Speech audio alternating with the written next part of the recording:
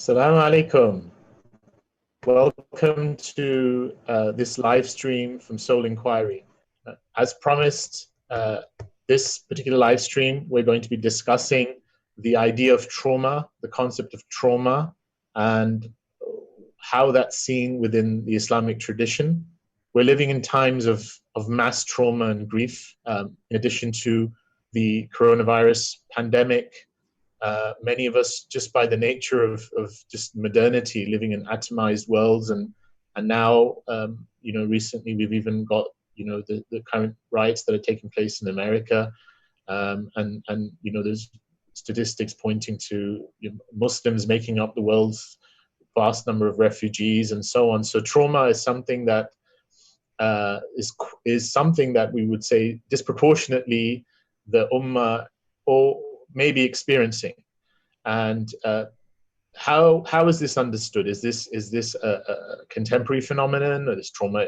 Obviously, we understand trauma as something that's existed before, and so by extension, we should be able to tap into resources that are in our tradition, but also to use those resources to understand some of the contemporary articulations around trauma. So, alhamdulillah, we have today with us Sidi Mazen Atasi, mashallah, a friend and someone who I respect a lot, and someone who has also trained under a common teacher, Hikma. Sidi Mazen is a doctor of Naturopathic Medicine. He's the founder of Forward to Health, which is a wellness clinic, a holistic wellness clinic, and an educational initiative. His background, having been trained in naturopathic medicine, tells he practices natural medicine, and he weaves together homeopathy, herbalism, and hydrotherapy, having also trained in specific modalities of trauma therapy, such as somatic therapy, and I believe NAM, which Sidi Mazen will tell us more about, which is a way of treating trauma. He's studied with world-renowned teachers, and such as Hakim, who I mentioned, Hakim Archuleta, and has taken transmission from him. Maybe inshallah he'll tell us what that entails and how that came about. He also spent time studying in Amman in Jordan, studying Arabic at Qasid Institute and with local scholars, and he has patients and students across the world. So, Assalamu alaikum, Sidi Mazen. Wa alaikum assalam wa rahmatullahi wa barakatuh, Sidi. Thanks for having me. Thank you for honoring us and agreeing to this live stream. Inshallah ta'ala, we really value your voice. So, inshallah, without any further ado, we'll just go straight into the questions that I've got a few questions to ask you, and then feel free to take as long as you want, and then we can open this up to some other listeners. Great, thank you. Right.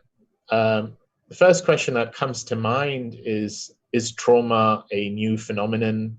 And if it's not, which I would understand it to be, then how do we see articulations of that in our tradition?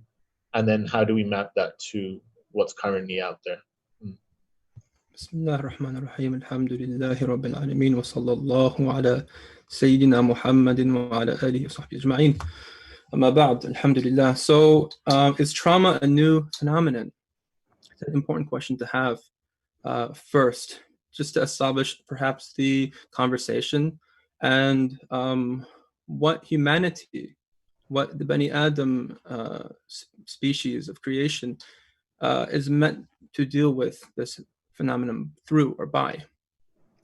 I don't feel that trauma is a new phenomenon. I believe that trauma is embedded into the experience of the human being from the very inception. Coming from the attachment perspective, perhaps we can see how our father Adam, in some way, being sent down to earth might have been a trauma. Any type of grief is a trauma. Heartbreak is a trauma. And we know that the people of God, the people of Allah subhanahu wa ta'ala, are often met with heartbreak and grief and loss and rejection and pain and suffering. And we organize that in a certain way. We have a framework of understanding suffering and evil. So these things have never really caused us too much duress. But the experience of human beings with loss and grief and overwhelm, which is what trauma in some way really is, has always been the case, And you can even go back to the human being in their first moments of life, when they're in the womb and they're just floating in this amazing sack of life-giving nutrients and warmth and protection, and they can feel the heartbeat of the mother. And now we know that in some way the abdomen is somewhat permeable to light, and so during the daytime when the mother is outside, the baby can feel the nice orange yellow glow of the sun coming through the skin, and the voice of the mother, the voice of the father being very comforting, everything being fed intra abdominally, and everything being good. And then at some point there's a type of fall, maybe we can call it. There's a type of rejection, we can call it, ejection, something like this. And it's very difficult. Now there's muscles contracting and there's pushing and there's force and there's no way to stay. There's no way back. Once that process begins, you have to go with the flow. You have to go with whatever Allah Ta'ala is decreeing in that moment. And it's not easy. And though once that process is over, and we often say, shaitan is the one who pokes you at the beginning of your life, and that's why you cry. Well, maybe that's the case. Wallahu ta'ala a'lam. But the actual event of birth is also very traumatizing, and that's enough reason to cry for the child. And then though there's coming back to the mother, right? And you'll find this with every single type of trauma in the world that we have as human beings or as a collective, as a culture, as a society, whether we're being overrun by the hordes of the Mongols or, whatever, anything like this. There is always a type of return. There's always a type of reestablishment, inshallah ta'ala, of the balance. And during that process, Allah ta'ala ascends souls. Allah ta'ala brings souls to him, whether directly or spiritually. And then inshallah ta'ala directly later. And so this cycle is ancient. It is part of our story. It is part of our genetic, spiritual DNA. It is part of our story. So in some ways, no, it's not new. But in other ways, with what you mentioned of modernity, there are expressions of trauma or specific experiences of trauma that are rather new. And we don't know how to deal with them. For example, the breakdown of the tribe, the breakdown of the family, the breakdown of really true spiritual authority, right? The breakdown of initiation of young men into older men. These are massive traumas. For the Muslims, the loss of the Khilafah was a big trauma. I think we're still suffering that one. It's a big blow. The loss of structure and organization in any way, societally and culturally, the loss of the environment, these are all massive traumas, right? And so in some way, we haven't been able to really regain our balance yet from these blows. And so we're all suffering from this. And in some way, we have to be able to be curious enough and creative enough, find solutions for these problems that we may not have had to deal with previously. Our ancestors and our traditional ancestors. And so in some way, it's not new, but also in some way it is new in that kind of way. So traditionally, who dealt with trauma, who helped with trauma, who helped with healing? There is a phenomenon, there is a tradition of Hikma medicine, of the Hakim. And the Hakim was simply the healer, the doctor, the teacher, the helper, the supporter, the nourisher, the one who brought compassion and presence, brought an understanding of the nature of this cycle in some way, and help people along. Did he heal himself? Is the person actually, does he have powers? No, of course not. Allah Ta'ala Shafi. Allahumma Rabban Nas, Ishfi al-Ba's. Anta Shafi, la shifa illa shifa'uk, shifa'an la yughadiru saqaman. That is the shi'ar maybe of the Hakim. It's just Allah. It's not me. Don't look at me. I'm just here to support and educate you as to what is going on here. If there's trauma involved, great. If there is errors in lifestyle, then you should know. If there are chemicals affecting you, or some sort of environmental toxin, or some sort of noxious substance that you are involved when at home, at work, whatever it is, that is affecting your physiology, that is affecting your psychobiological axis, your mind-body state. For God's sake, you should know about that. You should correct that. It is affecting everything that you're doing, including your ibadah, your worship. But is the Hakim actually doing the healing? Of course not. And so the Hakims have always been, and perhaps it is the most ancient of arts. And, these people use different modalities. Now, we don't really have a lot of material around the specific nature of these Hakims. We have a tradition more oral than book-based, unfortunately. Really unfortunately. I mean, why would you say why would you say unfortunately? Do you think there was inherent wisdom in that not being book-based? Is there an inherent wisdom in such a tradition remaining orally transmitted? And I said unfortunately. Oh, right. Yeah, it has been lost, and that is very unfortunate, because there is an inherent tradition that it would have been great to have access to. Right? Maybe it's there and I haven't met with it, but really there are amazing things that have happened in this community, like in Muslim Spain, and the hikmah of Muslim Spain in their architecture and the way that they organized their gardens and their cities and water and the air. And even I once heard that, they had technology in Muslim Spain that would have allowed them to really maybe move into the, Enlightenment or industrial ages before Europe did, really, in terms of development, in terms of this. And they made a conscious choice not to, because it would disrupt the balance with nature. Yeah, because it wouldn't have been an enlightenment. Sorry? Yeah. Because had they taken that choice, it wouldn't have been enlightening. I mean, it wouldn't have been yeah, exactly. Yeah, it would have been darkening, right? But you can see this hikmah.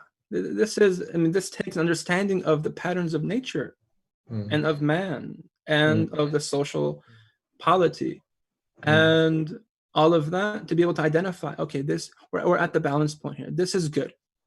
This is healthy. Let's just manage this here. Too much is excess, too little is deficient. We're still not capturing all that we can do of good. But let's find that balance and just strike it and manage it and govern it and regulate it and ask Allah, have shukr for Allah Ta'ala for allowing us to come here, to maintain it here. So in some way that's needed. And mashallah, just in that first answer, this is kind of opened up a kind of an orientation. And I think one of the ways that it's kind of opened up is that you've not defined trauma in a clinical sense, and you've not necessarily related it to a specific sense of shock, whether that be a shock that occurs later in life or in more early developmental stages, but you've more referred to it as that almost in that holistic state of being connected to Allah subhanahu wa ta'ala. And just on that point, a thought comes to me as to one of my teachers, when we were discussing the hadith about fitra, kullu mawludin yulad ala fitra, every child is born upon fitra. And then the hadith goes on to mention Jewish, Christian, and Magian kind of parents, because it uses the dual. So my teacher kind of said the focus is on the parents here, not on the incidental description of religion. And he said it's the parents that somehow take the child out of the fitra. And I said, how is that possible? And he said, well, primarily the mother, and he says, shiddatul hub. The immensity of that love that the child has gets projected onto the mother, and the mother cannot meet that holistic connection as an object of being. And then I was thinking, within trauma therapy, there is a lady called Margaret Mailer who speaks about dual unity, the first separation from unified consciousness. And then the idea of trauma then becomes not just this kind of, okay, there's something gone wrong and I need to fix it, but an idea of connecting ourselves to that original imprint of Tawheed. And so everything that takes us out of that balance, everything that takes us, so things like qabd, if we're describing qabd or or bu'd anillah, or anything that has a state of separation is a type of trauma. And you gave the example of Sayyidina Adam alayhi salam. So, it's if that's how we understand trauma, then we're really seeing this as a very intrinsic element of something that we have to look at. Like, how do we cognize suffering? How do we see our journeying towards Allah subhanahu wa ta'ala? So the question I have, sorry about the long-winded comment, was, in essence, it seems like this comes back to our understanding of the world. I mean, you alluded to how a lot of people, are traumatized just by the fact that modernity doesn't provide meaning. And Carl Jung had this famous thing about the containing myth, the fact that people need an understanding of who they are and where they're going. And Western civilization is the one civilization that has created this rupture in terms of the people knowing who they are. And the Quran constantly poses the question, فَأَيْنَ تَذْهَبُونَ? Where are you headed? So how, in terms of our worldview of where we're headed, is trauma to be seen in terms of its resolution? And then further on in your discussion, maybe you could tie it to certain modalities that you practice and how consistent they are with that. Can you repeat the first part of the question? I wasn't clear on the first part. Sorry. So how, in terms of our overarching worldview, so an understanding of where are you headed, right? Do we see trauma? I mean, for example, is trauma for us? Is this something that is actually aiding us in terms of our journeying towards Allah subhanahu wa ta'ala? If this is the imperative that we have, and what is the imperative of us individually in terms of interacting with this felt sense of trauma? And then as a modality, then, if this is to be translated into a kind of a modality of treatment, what are the options out there, and what are the ones you specifically would like to advocate in terms of your practice? Wonderful. So it is definitely important and central to our lives today and our moving back to Allah. No doubt. I really believe that. Not only in the spiritual sense, but also in our capacity to be more human here and allow us more access to ourselves and our gifts and our khidmah, whatever that may be, our contributions here, no doubt, right? Because we don't want to overly spiritualize it either. Like right now, people are suffering, and they're usually probably due to mostly from trauma. This is my hypothesis, my working hypothesis, is that trauma and toxins are the two things that modern man, if you will, is most suffering from after the loss of meaning and being uprooted from their tradition and their ancestry and what it means to be really human and God. But trauma and toxins, in some way, those two things are connected. Hakim once told me, he says, a toxin is anything that you do not assimilate or eliminate by definition.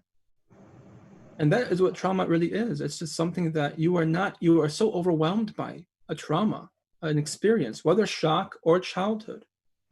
And some people call the shock trauma the capital T trauma, and the childhood trauma little t. I personally believe the childhood trauma is actually the capital T.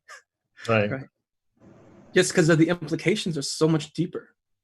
Shock trauma is more of a nervous system type of disturbance, where the childhood trauma can become a total overhaul of one's sense of self, one sense of belief about who they are and what the world is. Is the world safe or not safe? God even gets, so many people come to me and say, look, I blame God for so much that has happened to me. Why would he do that? And I can't find love. I've been married 2-3 times, and there's something with relationally that comes in constantly, that comes in the way of me being able to really be happy. And it's like they want to be happy, they want connection, and yet connection terrifies them away from not connecting. And this is the paradox of trauma, specifically childhood trauma. And so there are things that we have to work with. Absolutely. Our ibadah is on the line. Our akhirah is on the line potentially because of these things. My belief is that this is ar-rahmah. Through and through, this is rahmah. But we have to allow people to not shame themselves, not be shamed, to understand what's going on here, bring it back to Allah, and find good help to allow them to move through these different stages and out of it, right? It's so important that this happens. It's so important that this happens. And, we have this idea of post-traumatic stress disorder, PTSD, but there's also this other thing that is possible through trauma, which is post-traumatic growth, which is I would say the maqsad, the objective, the real meaning of it is that you go through this and you come out stronger. That there is a type of response that the soul is roused to make to the challenge, to the stressor, whatever it is. And in that you're awoken, in that you're mobilized, in that if you allow it, you can come back to life again if you've been stuck. How many times do we know of people that have been stuck, depressed, sad, just totally disconnected and dissociated from themselves, and then something will happen in their lives, maybe the loss of a loved one. And I've seen this. And they'll be now, for example, the eldest son is like this. The eldest son now becomes the leader of the household. And the loss of the father is big, of course. And yet you see them also grieving, but also something comes out of them. And now they can lead. And now they're kind of awoken to mortality. They're awoken to responsibility. They're awoken to life. And you see that. And it's a very powerful thing to witness. And if someone like that shares their story with you, you will be affected by that story, because it is a transformation of the soul, ultimately.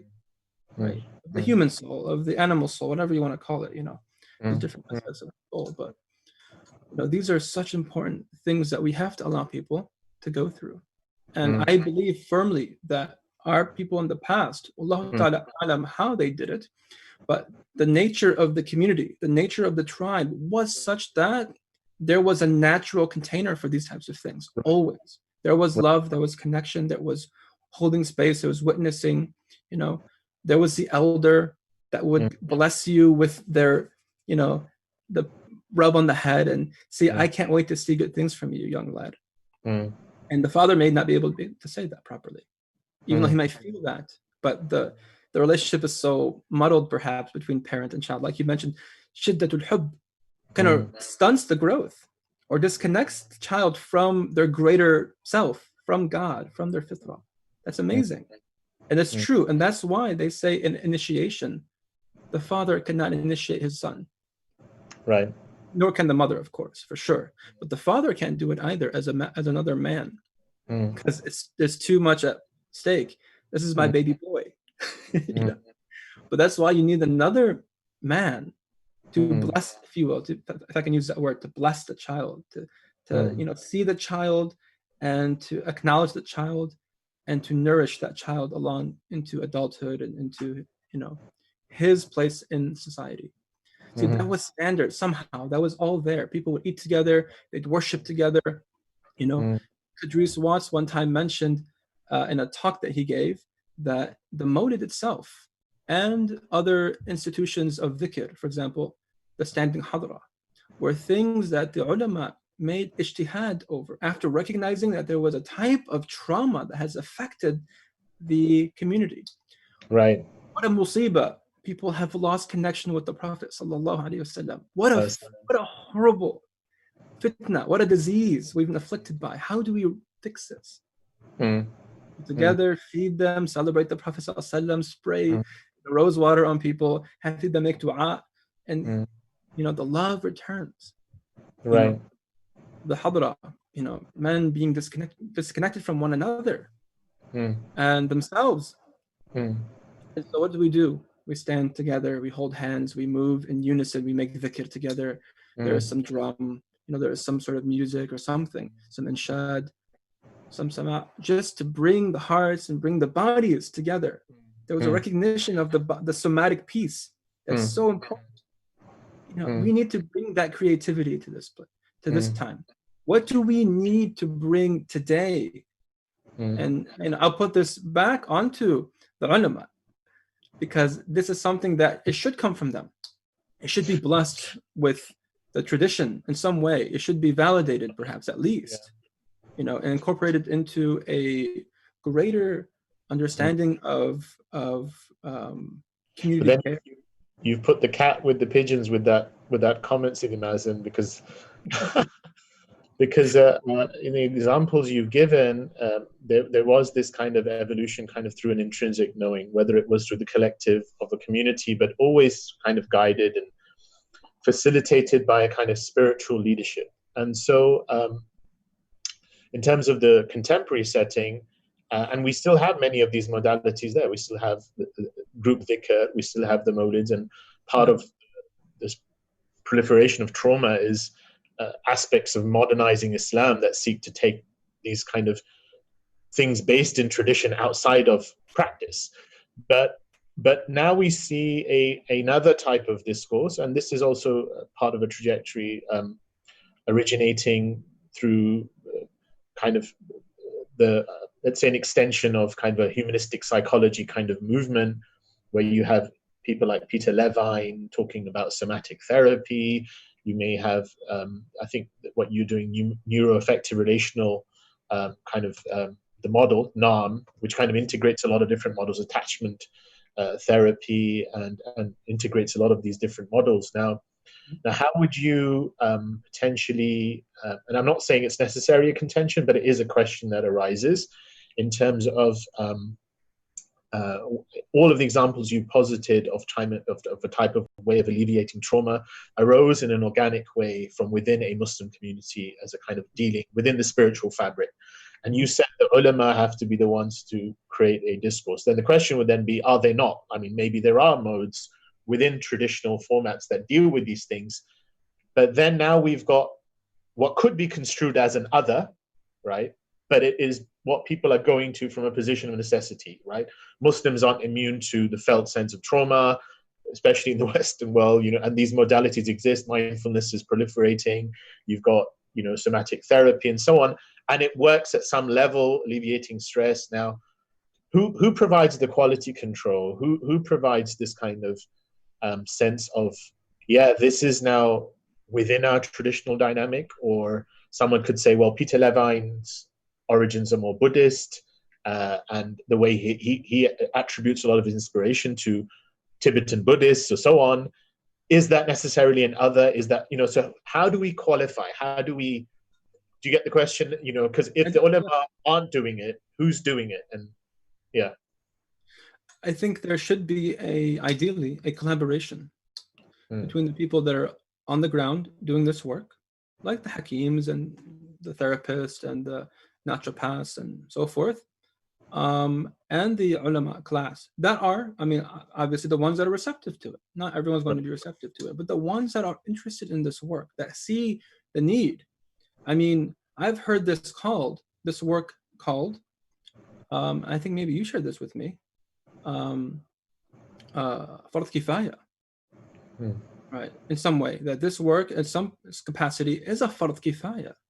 It's a communal obligation that we have people learn this, root it in our tradition, and then provide it as a service.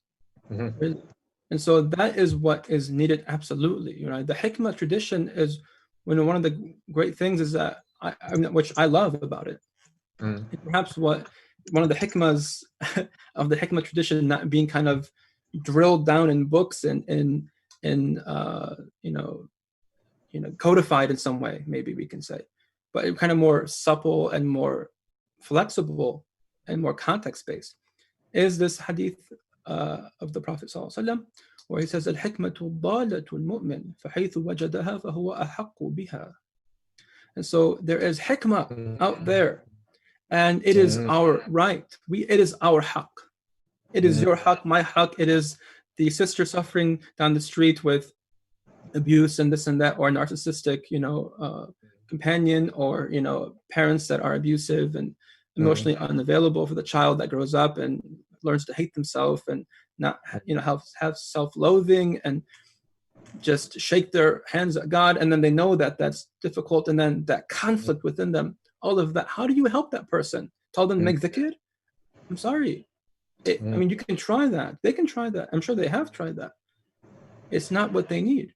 And so we need to be able to look. Why would dhikr not be what they need? Well, Allah Ta'ala Alam, why? I mean, I'm working just with what I've heard people tell me. Like I went to the Imam, he told me read more Quran and pray Tawbah, and I do that. And of course, I don't want to seek other answers and have that be a way that I defy God through. I want to be closer to God. That's why I'm coming to you now. It's the intention is there for them. They love Allah. The Muslims love Allah. Wallahi, the Muslims love Allah. I'm getting teary just saying it. Wallahi, people, they want answers. They want help. And they're not getting help from the conventional sources that were supposed to be there for them. And not by any fault necessarily of those people. They have to be also taught and supported. But, in the meantime, who is doing the work of mining out this hikmah, these resources, these measures and these modalities, and rooting them back and running them past the ulama? Because people like me, I can't do it myself. I'm already kind of a quack, apparently, from what people as a naturopath. So now I'm going to be a heretic. I start making claims about what's haram and halal. No, please help me, right? Let's collaborate. Let's do this work together where we can begin to mine the hikmah wherever we find it. It's ours.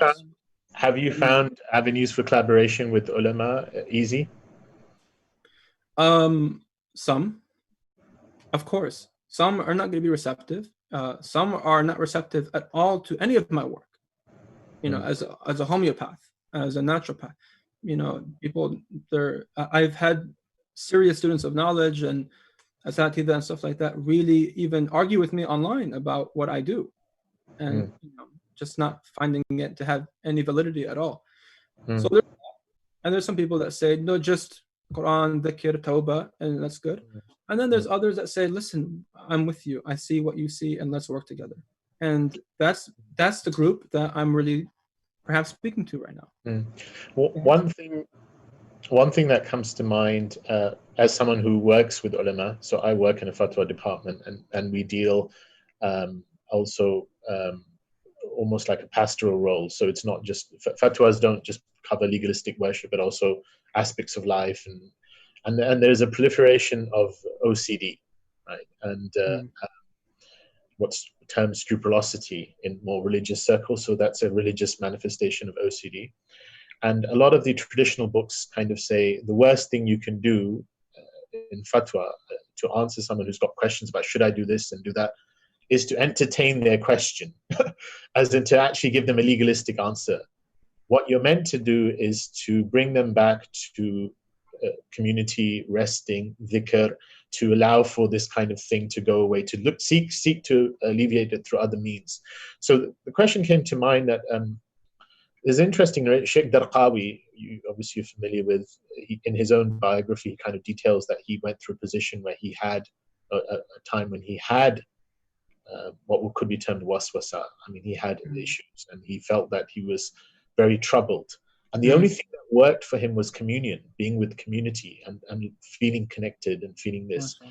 So what comes to me, and this is maybe something to explore in this, is that when a person is so alienated from a innate need, to try and just say do dhikr is kind of the surface level.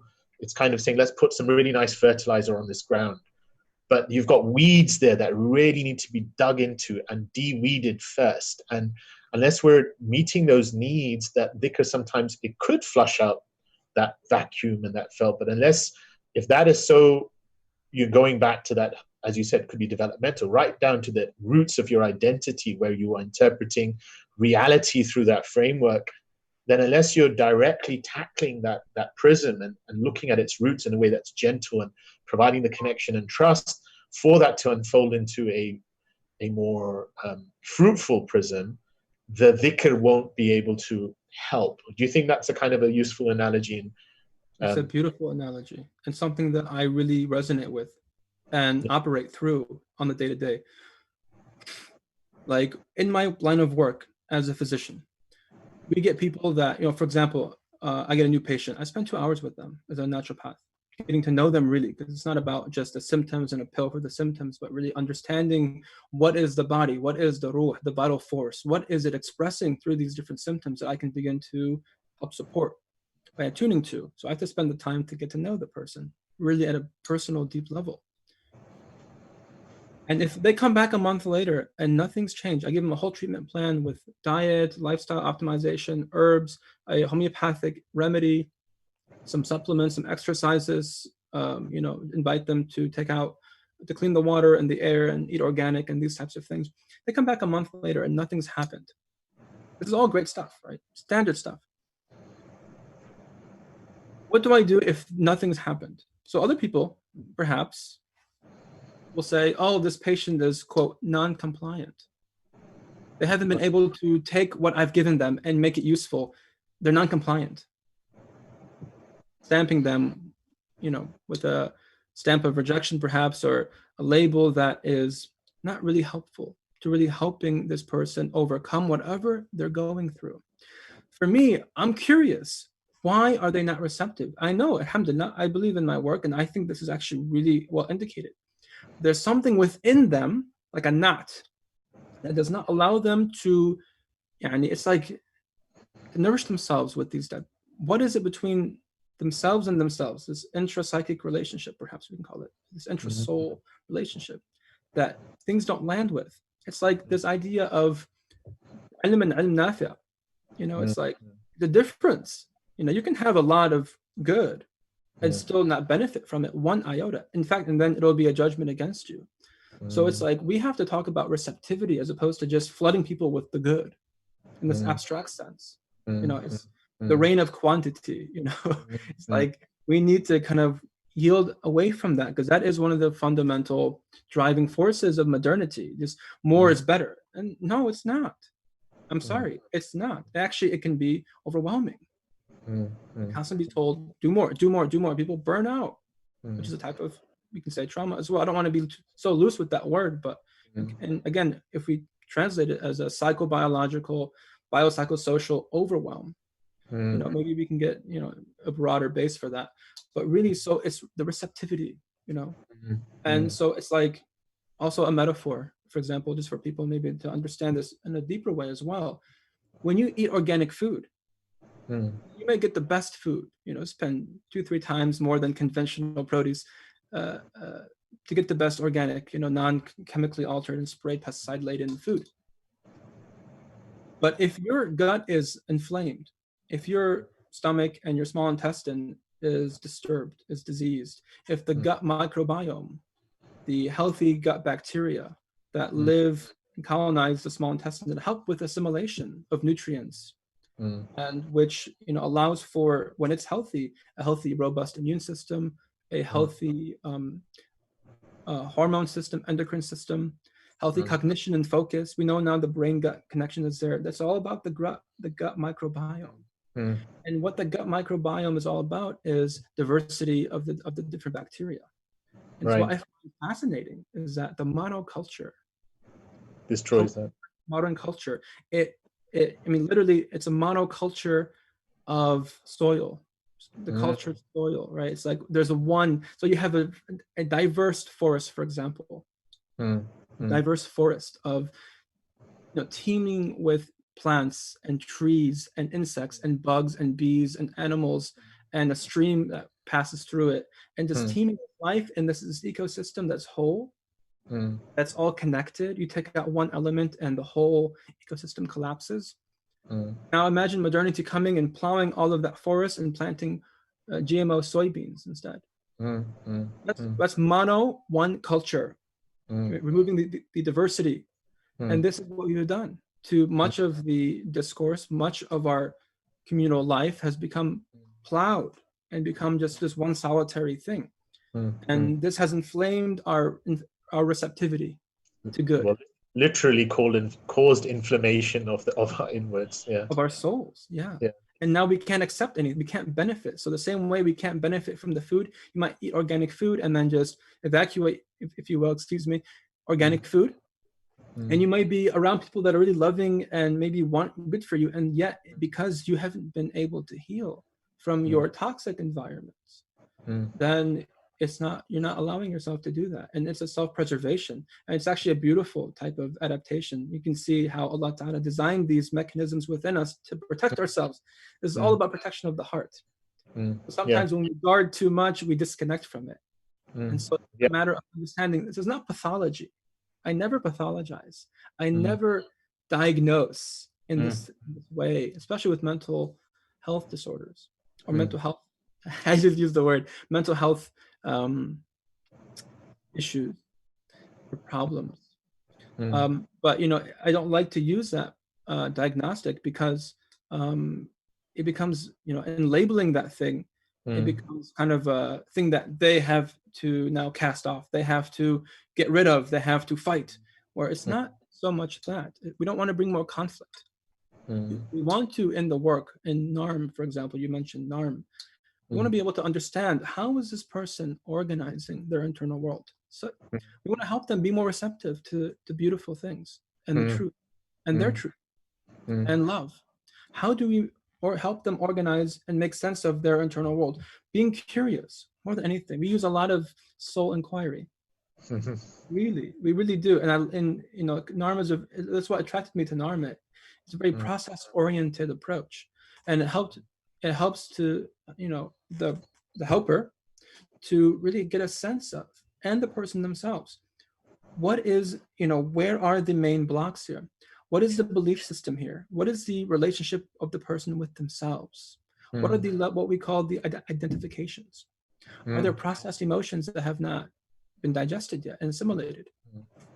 How do we are there any somatic presentations attached to these symptoms, right? The psychobiological kind of phenomenon? And how can we just really begin to understand this thing and not try to fix it? I don't come with my hammer and my tool. I bring presence, I bring compassion, and in doing that and allowing the person to really sit with the grief and make sense of it themselves, not being told, just themselves, like, yeah, I had to do this because I was hurt as a child, or I was heartbroken, I was left for dead, I was whatever, and I had to part of me said never again. A part of me broke and it said never again. And then all of these adaptations came online, and so many times this is pre-verbal. You're not sitting there brooding, how can I protect myself? This is the soul itself, the vital force, the ruh al-haywani, the animal spirit itself being roused to protect. It's an instinctive, it's part of that. And so it's a matter of honoring that. And part of the work is really honoring this. But Father Sidi, finish what you're saying. And then working to, bring about some sort of resolution such that we can now come back to our hearts. We can come back to our receptivity of truth and love, and be able to, accept those things again into our lives. Yeah. Prior to, one of the people who I spoke to about trauma, who's also an expert, and he has a lot of clinical experience about this, was quite, he asked me a leading question. He said, do you think there's more trauma today than what existed previously? And I said, yes. And he said, well, how does that compare to the sacking of Baghdad, for instance, the average life expectancy being less, and so on? And what came to me alongside what we were discussing about just the atomization, the loss of community that we spoke about, the loss of the tribe, was a few other things you mentioned just now, which is that our diet itself, if you look at this, whether we go down the route of poultry, the trauma that's being induced in, say, chickens, or mass agriculture farming, or even fishes being congested and the mercury building up, or antibiotics being taken by ourselves that's weakening that gut bacteria, and so on. All of these things at purely a physiological level is opening up ourselves to the toxicity and trauma that would be around us. And then in addition, we've got the sensorial stimulation, and now we've got EMFs, electromagnetic fields, 5G all around. Yeah. Can you hear me, Mazen? Yeah, I can hear you. Yeah, with these phones. So the question then becomes, in a traditional sense, they seem to be that in the Hikma tradition, there always is the Hakim, right? And the role of the Hakim is to ensure balance, and is to ensure what modality is suitable for whom at what time. And even, mashallah, your allusion to this Naam and some of the other, you have a vast repertoire of tools that you use to heal. But it still comes back to you as a practitioner to kind of make a judgment call as to what's applicable to someone else. Isn't there always an inherent subjectivity in terms of the role of the healer? And can some healers be more dangerous than otherwise in terms of how they use these tools? Absolutely. Everything has to be tailored. Right. And as a naturopathic doctor, of course, we have a therapeutic approach that I believe is very Hikma informed. Right. These also go back a long time. And so I believe that there's an inspiration to even the naturopathic approach to allow for a full individualization.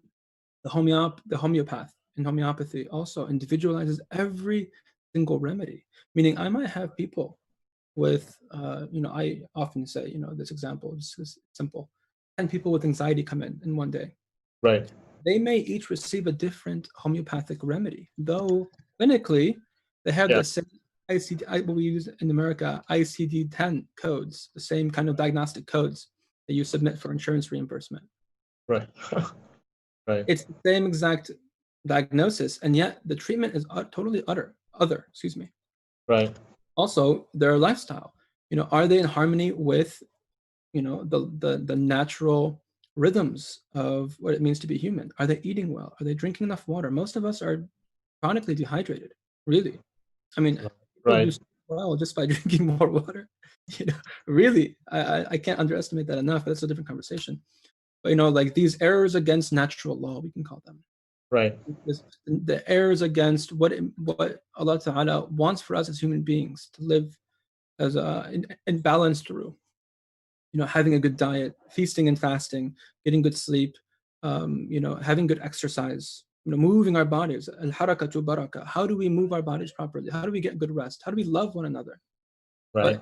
But when these things, there's errors in them, these are also like micro traumas, again, like micro aggravations that the body will compensate through. And so these are always things that you want to, always bring in, and there's individualization to that. Absolutely. But like for people that come in, go ahead. Finish.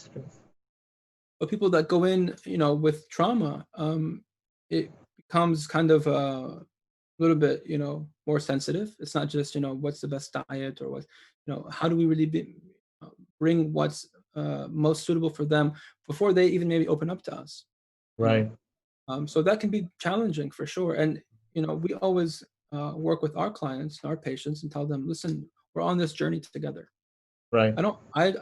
There's a type of medicine called patriarchal medicine, which is much of the modern medical system is kind of based on this. I mean, it's kind of assumed kind of relationship style, if you will. And I'm always because of NARM, the relational piece, I'm always interested in questioning the relational style of right. my. In the patriarchal system, it's like the doctor knows everything. He is the authority, and you are to go in and dictate your symptoms, and he is to prescribe for those symptoms. Right. And no really conversation. There isn't really getting to know the person. And again, you're non-compliant if you don't. Right. It's your problem, and you have to fix yourself, and then come and then you can be kind of worthy of this medicine that I have for you. Right. It's a weird kind of thing, right? Where in my kind of approach, I'm always keen. This is a healing journey, meaning for the both of us, we're both on this journey. And I often learn so much from I tell them, you teach me, and I help you, inshallah ta'ala, and Allah gives me tawfiq. But we're on this thing together, and sometimes what I give you may not be good for you. It may seem right for me after my assessment, but it may not be right. So we can always just, as long as we have a relationship, the most important part of the healing journey is the companionship of the if you will, the healer and the patient, or the helper and the patient. That relationship is sacred, and I really believe it is.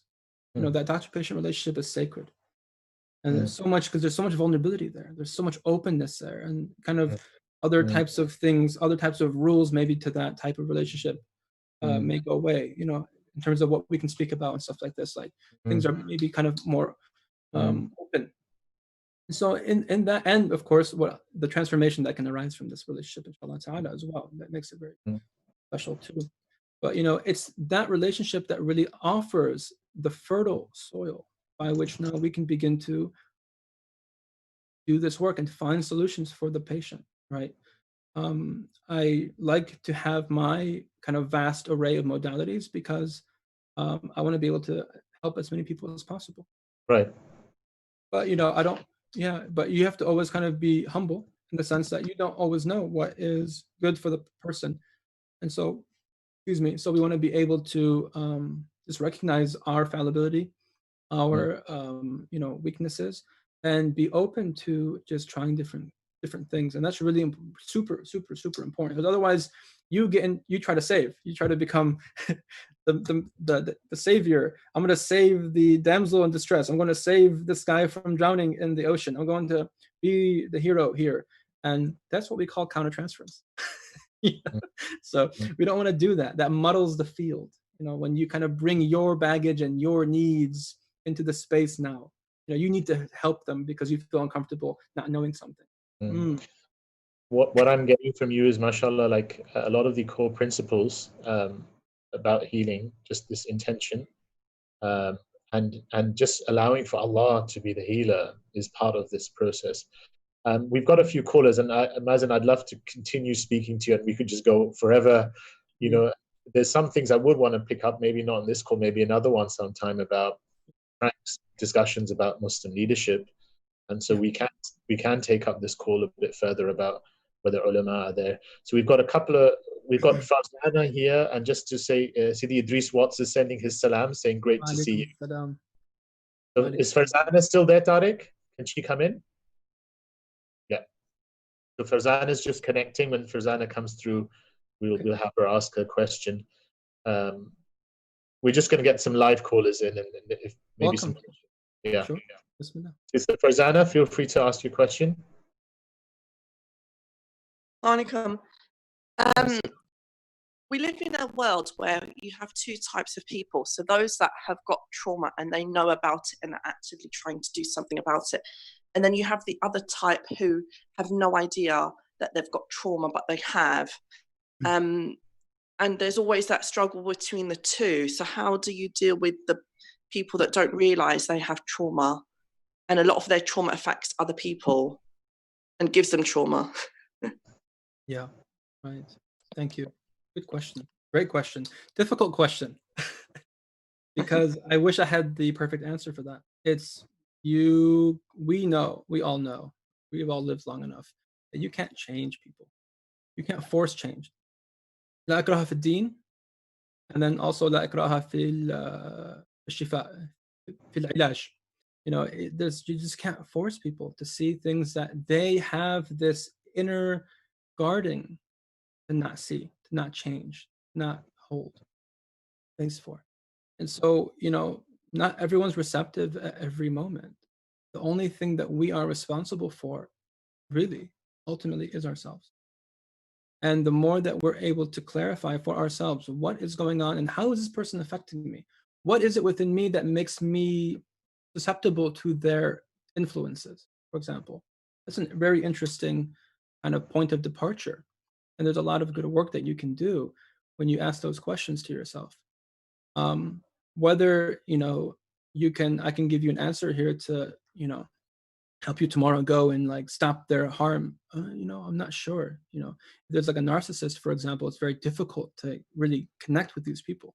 It's very difficult. They don't trust anybody.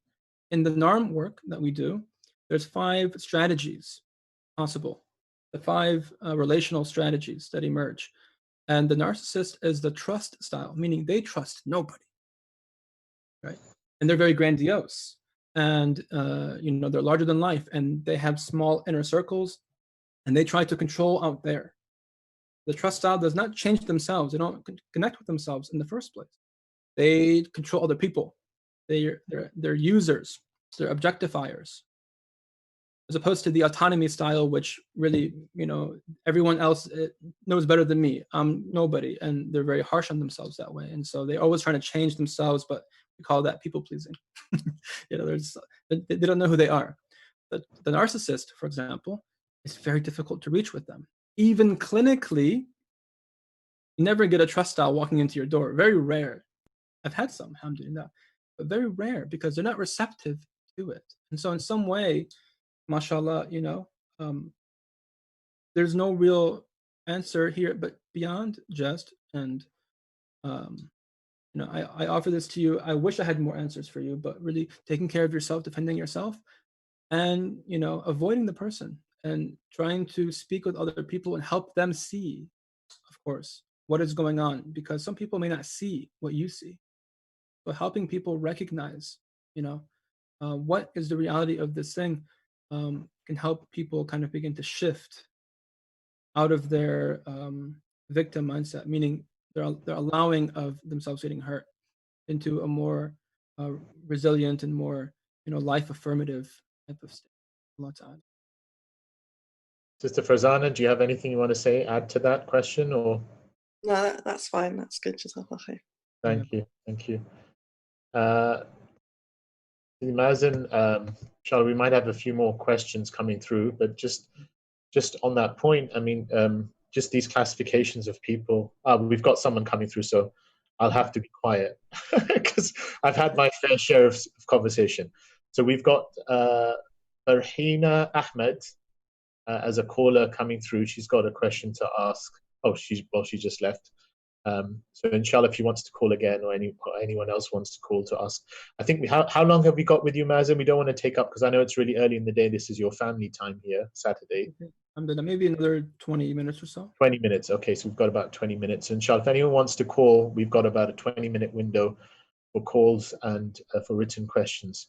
Just on this point, when we kind of classify people, and I'm sure, as you said, they're not done as to typecast people, but they're just there in terms of facilitating healing and the kind of guidelines. But when we classify someone as narcissistic, and there can be an almost shutting a door, and because it's not a very pleasant classification. And so what's the scope for someone who is deemed to be narcissistic to be healed? How would you go around healing someone? Because it sounds as it does sound as a judgment on the face of it. Some people probably need to be called that, but yeah. Yeah, you don't tell them that, of course. And you shouldn't call anyone anything, because that's not who they really are. Right? Hurt people.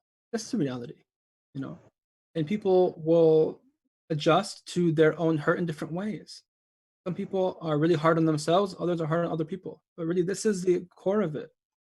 But at the end of the day, even if you tell them, hey, you're a narcissist and you need to get some help, if it doesn't land with, if they're not willing to change, you cannot change them. Again, this whole receptivity thing, if you give them nasiha and they don't believe that there's anything wrong with them, and they feel the world is scary and distrustful, I've been betrayed by the world, and I will never open up again, and you're part of this world and you're telling me that it's wrong with me? No, you're the problem. You're all the problem. It's not me. It's difficult to reach that person, you see. It's very difficult. And these people, it's like, and I speak to that question is a difficult question for me.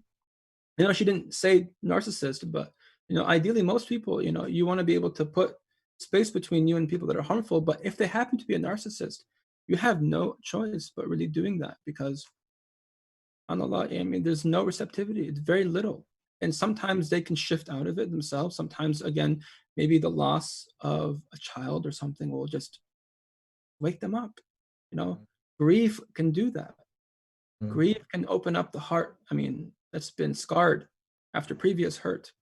And they are open to it. They can we can kind of like reconfigure that relationship. They can renegotiate, we say, that relationship with themselves in a healthier way. But sometimes with a narcissist, they have to get, like, Allah shocks them again, because it's like nothing else can reach them. So they have to lose something, or, get sick, or, have a near-death experience or something like this, just to kind of just snap out of it, because they're so guarded. They're so locked in their own fortress. So is the Hikma model just to wait for that shock? Can the Hakim not kind of subtly through Hikma kind of reflect the mirror back? You can try.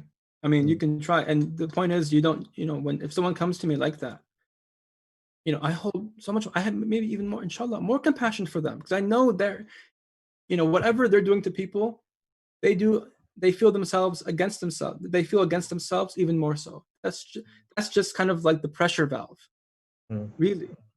And so just being able to see that, and even, Gabor Mate, the Dr. Gabor Mate, he does a lot of this type of work, and he brings up the example of Trump, this very grandiose, puts his name on buildings, larger than life kind of figure. And yet you can see that he's very, subhanAllah, there's trauma immature. there. Yeah, there's trauma. And you see his childhood, and his father was like him.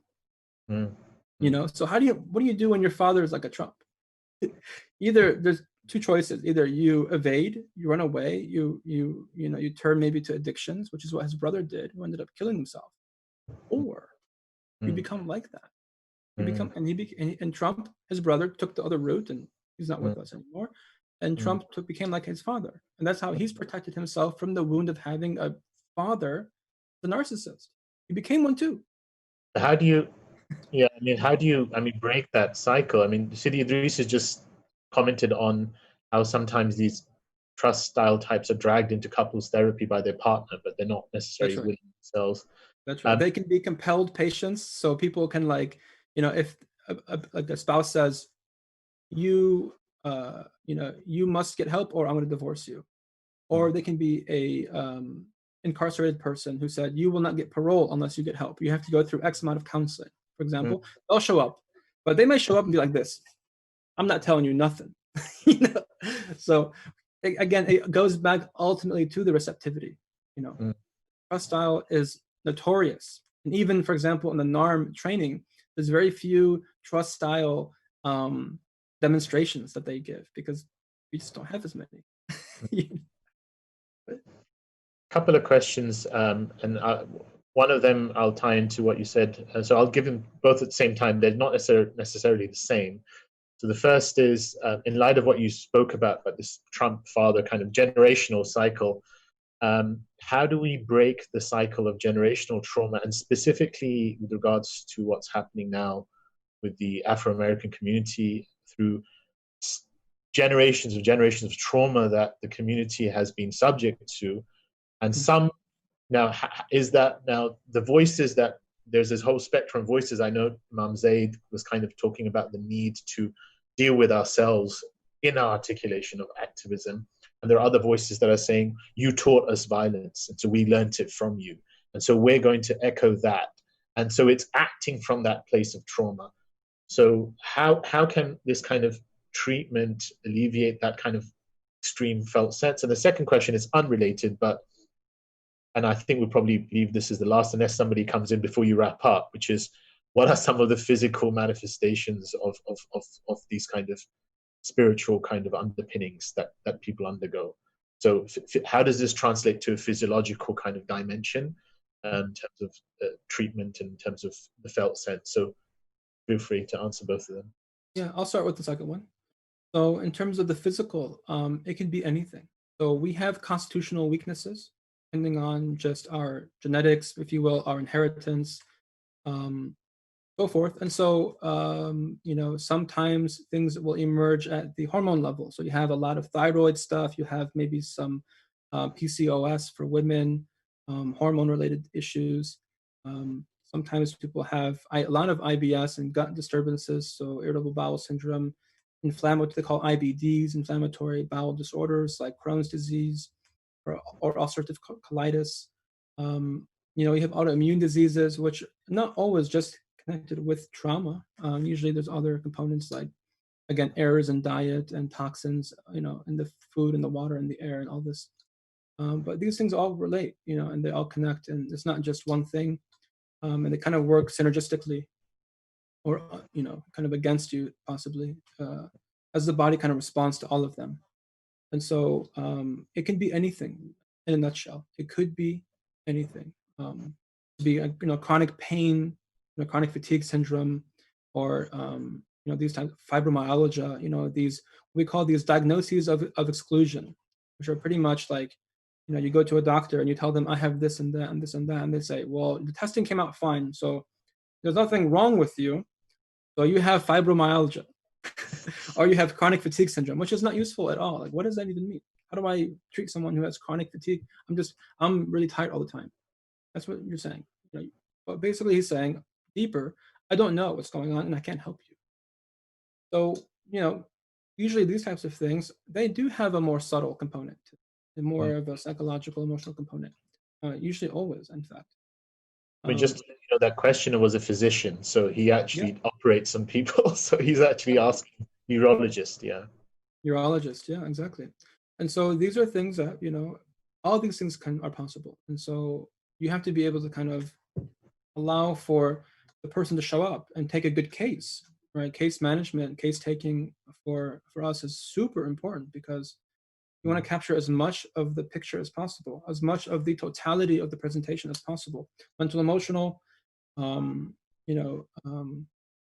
physical and physiological and structural and in relational and spiritual. I mean, these are all components of the person's experience, and there are health markers in each of those dimensions that, you know, one clue of one of those dimensions may be, you know, what you need to prescribe something appropriate.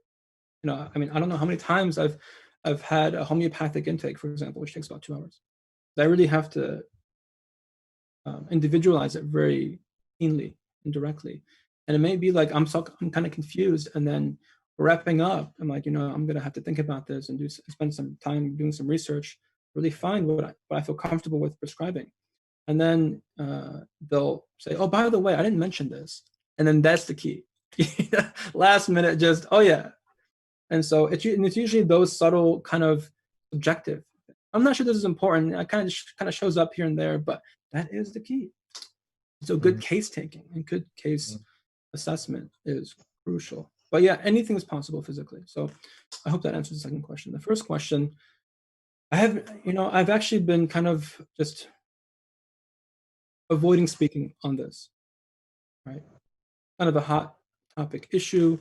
And there's a lot of charge here right now, currently in the US. There's a lot of charge.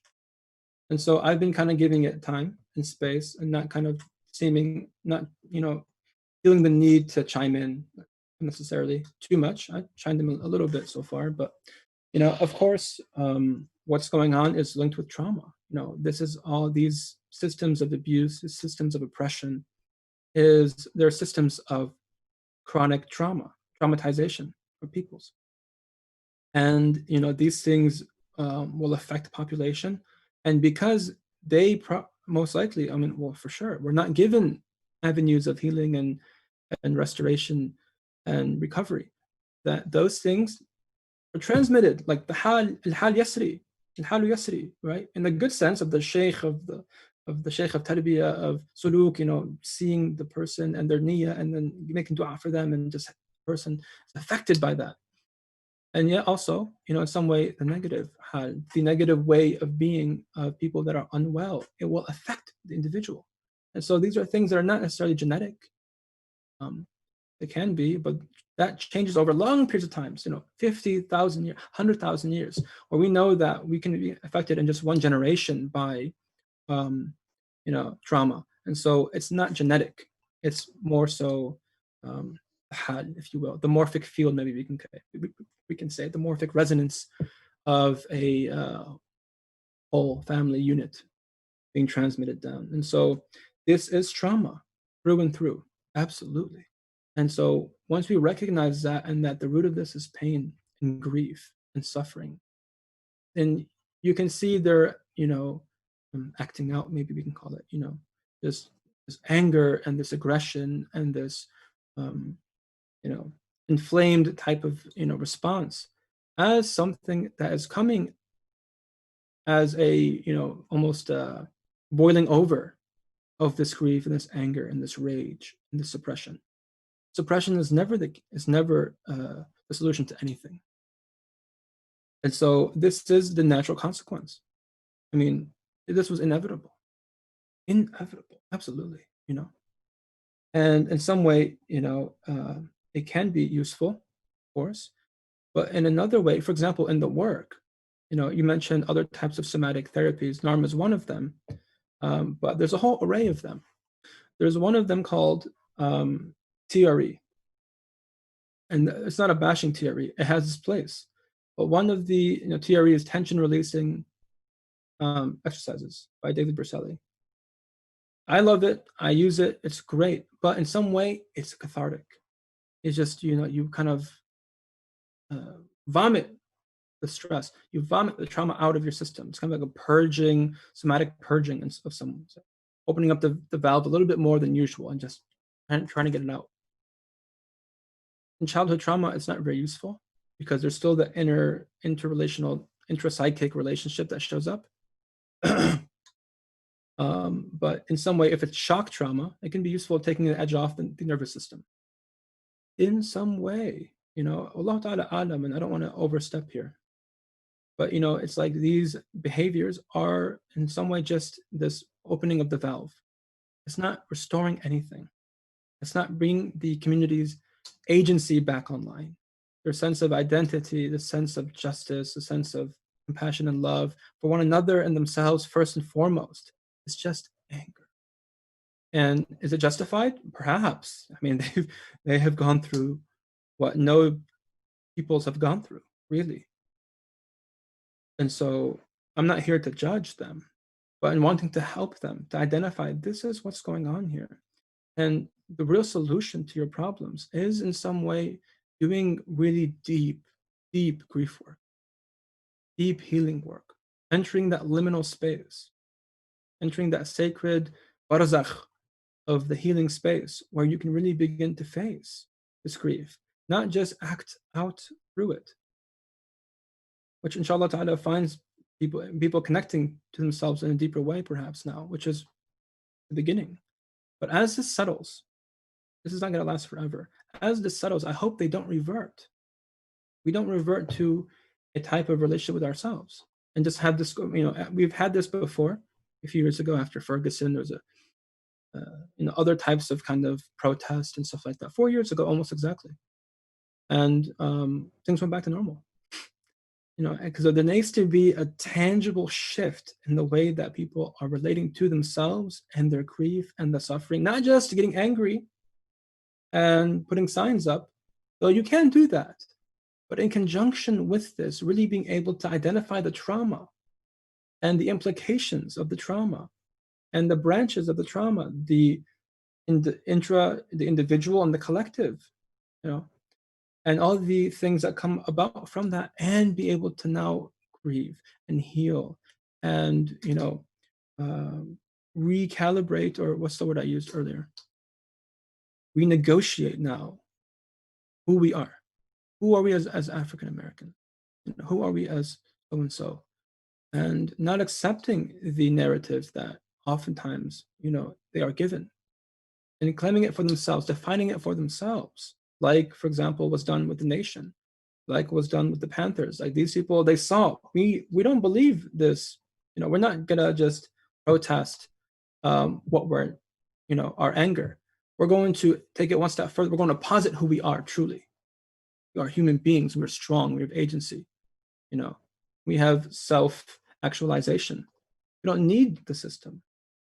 Now you become freed from that in some way. And it has to be done healthy, and it has to be done in a sustainable way. But that is in some way coming forward in some way and positing something fresh and new. That can't be done if you haven't healed. I think this is not so much the last question, but the last request from people out there. And we'll wrap up here.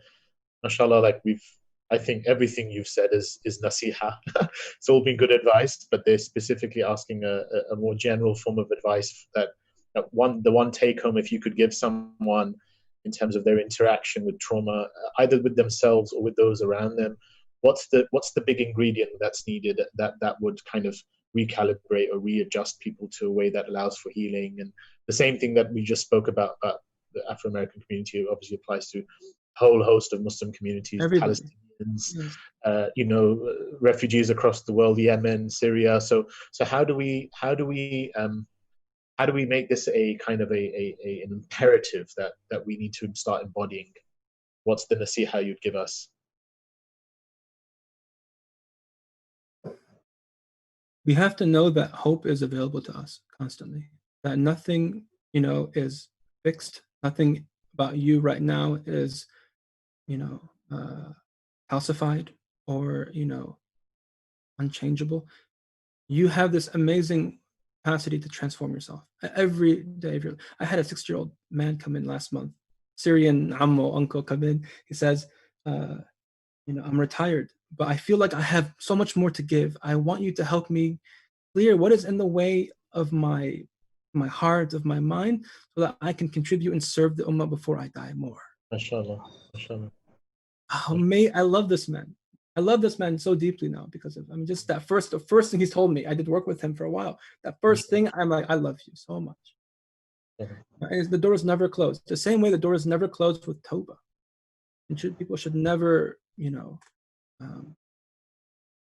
close that door on themselves. Always the hope is there. The love of Allah Ta'ala is there. And Allah Ta'ala wants you to be well. He wants you to be well. He wants you to heal. He wants you to connect with yourself and integrate your heart and your mind and your soul such that you can be at one with yourself, so that you can be at one with Him, which is your entire task here. So healing has a direct implication and connection with, your ibadah and your akhirah and all of that. But really recognizing that trauma is a reality, of course. And just because that you have been dealing with it for some time does not mean that you have to deal with it for the rest of your time here.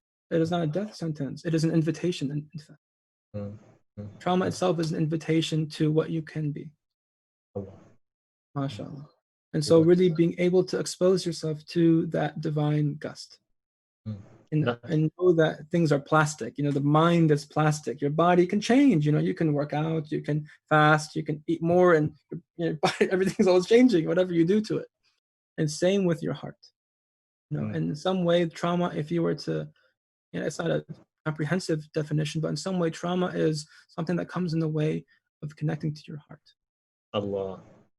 Really, it's, this fragmentation, this dissociation, this disconnection. And so knowing that at the end of the day, Allah wants you to connect to your heart. And if trauma healing and coming back to, that through the ways of grief work and somatic work and renegotiation of these old patterns of yours are what need to be done, then bismillah. Find help and find support and pray istikhara and, do all the things that you know to do as a Muslim to seek that aid and facilitation. And then find people that you trust, that you feel safe with. There's many people, alhamdulillah, that are doing this type of work. And know that hope is always there and you can always change. And people are doing it all the time, alhamdulillah. Jazakallah khair, Sidi Mazen. MashaAllah, that was a great point to end this with. The Prophet's own advice was, if the final hour comes and you can just plant the seed, plant it. And always having a good opinion that Allah's creating everything for us, for our healing, inshallah ta'ala. So husna billah. So jazakallah khair again. Inshallah, we hope to have you on again sometime in the near distant future. This has been really beneficial. Welcome, jazakallah khair. So with that, we'll end. Subhanaka wa bihamdik, subhanal azim, wal asr, inna al-insana lafi khusr, illa alladhina amanu wa tawassaw bis-sabr. Assalamu alaikum wa rahmatullahi wa barakatuh. Alaikum assalam wa rahmatullahi wa barakatuh.